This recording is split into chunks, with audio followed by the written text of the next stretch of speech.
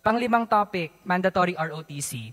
In a March 2023 survey, 42% of respondents said ROTC should be optional for senior high school, while 22% said ROTC should not be in the curriculum of the students at all. Also, Mr. Speaker, sa isa namang April 2023 survey of around 20,500 Catholic school students, 53% disagreed with reviving mandatory ROTC. Reasons include additional academic load, expenses for families, concerns about violence, hazing, bullying, corruption, and threats to safety, and conflict with religious beliefs. Mr. Speaker, sa parehong survey ng 20,500 Catholic school students, 19% were uncertain. Mr. Speaker, ang tanong natin, nasa listahan pa rin ba ng priority measures ng Marcos Jr. Admin ang panunumbalik ng mandatory ROTC? Kung ito po ay nakapaloob sa ating konstitusyon na magsilbi po ang bawat Pilipino sa ating pong bayan. Pero kung akong tatanungin po, Mr. Speaker, hindi rin po ako sang-ayon doon. Pero kaya nga po, hindi pa po ito na-implement fully dahil ito po ay patuloy na pinag-aaralan ng Office of the President, Mr. Speaker.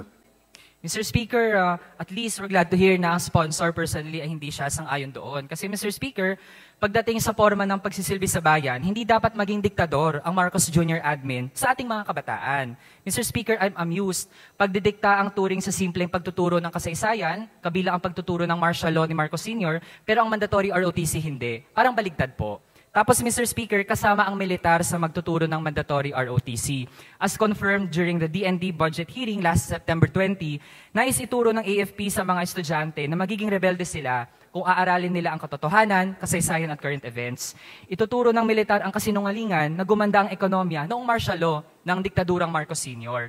No wonder na priority ng Marcos Jr. Admin na papasukin ang militar sa mga campus para magturo via mandatory ROTC. And again, Mr. Speaker, mapapadali ang pag-abduct ng AFP sa mga kabataan kung naka-istasyon sila sa loob mismo ng mga paaralan. Sixth topic, Mr. Speaker, travel expenses. Magkano ang travel expenses ng Office of the President noong 2021? Ang 2021 travel expense po ng Office of the President ay nasa 37,499,000, Mr. Speaker. Mr. Speaker, magkano naman ang ginastos for travel noong 2022, last year?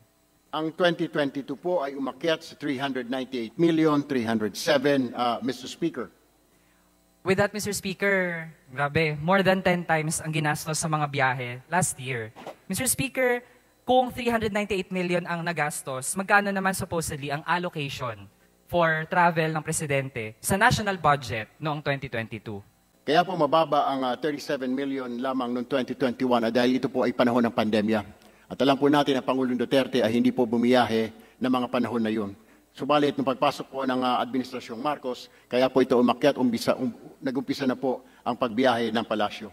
Mr. Speaker, for 2024 naman, ang travels ng Presidente ay shouldered ng alin pong line item sa budget, tsaka magkano? 2024, ang propose po ay 1,148,424,000, Mr. Speaker.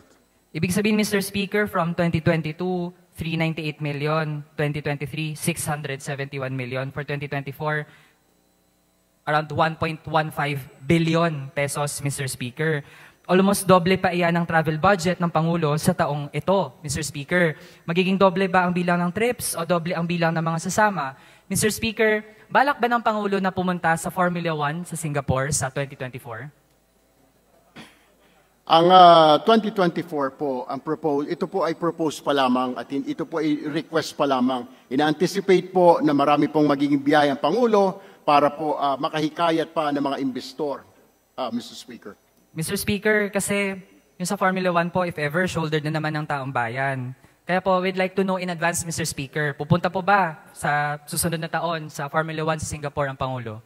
Ang presidential po, ang local engagement, foreign state at working visits ng Pangulo, at pati ang visiting foreign state leaders, ministers at iba pang mga dignitaries, ay nagmumula po dito sa mga pondo na ito ng Office of the President, Mr. Speaker. Mr. Speaker, hindi po head-on na nasagot yung ating tanong. And Mr. Speaker, ang First Lady din naman ay proud na dumalo ang Pangulo this year sa Formula 1 para sa networking. So kung proud po ang Office of the President, di dapat po hindi ikahiya kung dadalo ang Pangulo sa Formula 1 sa 2024. Ang biyahe po ng Pangulo sa Singapore ay ito po ay isang imbitasyon mula po sa isang grupo. Ay yung pong pagpapanood sa formula po, ito po siya po ay naimbitahan lang, Mr. Speaker, in advance. Sige, Mr. Speaker, hindi ko na po ididiin kasi kahit mismo sponsor po natin ay nahihiyang i-admit kung dadalo next year ang ating Pangulo sa Formula 1 sa Singapore. Mr. Speaker, i-assess po natin ang foreign trips. Ang daming travels noong second half ng 2022. Para matasa po ng tama ang epekto ng foreign travels, we'd like to ask, gaano kalaki na ang ating foreign direct investments for the first half of 2023? Bago ko po sagutin yan, Mr. Speaker, ang kanyang tanong, babalikan ko muna yung tanong po ng aking kaibigan. Yung hinggil po sa Formula 1, ito po ay upon invitation.